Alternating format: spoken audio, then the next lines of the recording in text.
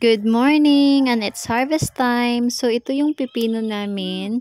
So this is a MacArthur variety from Condor Seeds.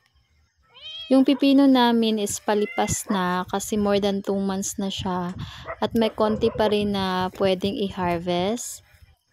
One thing that I learned sa gardening, pag tag-ulan, ang daming diseases at peste na aatake. So dapat may prevention ka kasi pag wala, konti lang yung maaani mo kasi hindi natutuloy yung mga bunga nila.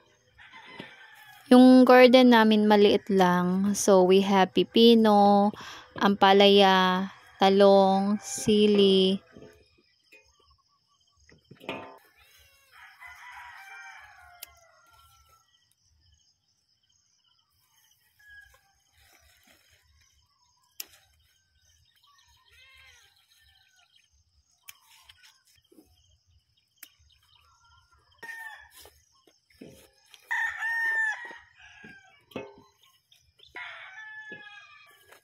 Ito yung ampalaya namin. 12 na puno lang ito kasi nagtry ako ng Trident from Condor Seeds. Maganda naman yung result niya sa bunga kasi mahaba tapos malalaki. Tapos 1 kilo, 4 na peraso. So plano kong dagdagan yung ganitong variety.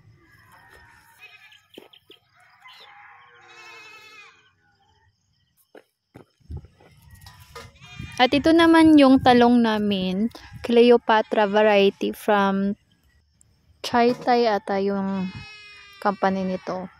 So ito yung cluster type.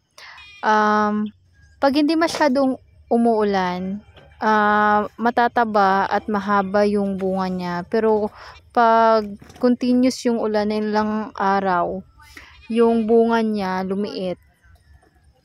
Mahaba siya pero hindi na masyadong mataba. 52 lang yung puno nito. Nagtry lang ako baka kasi hindi okay. Pero okay naman pala. Kaya dadagdagan ko.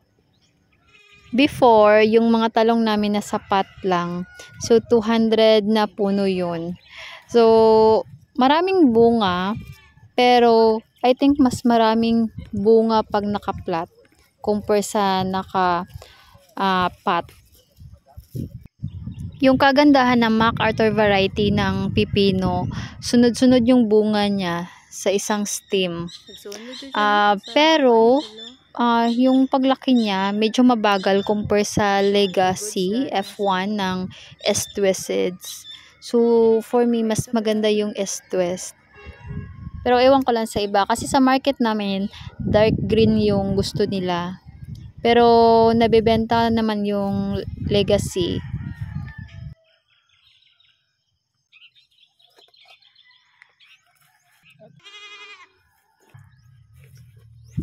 And this is our harvest for today. Thank you for watching. Bye!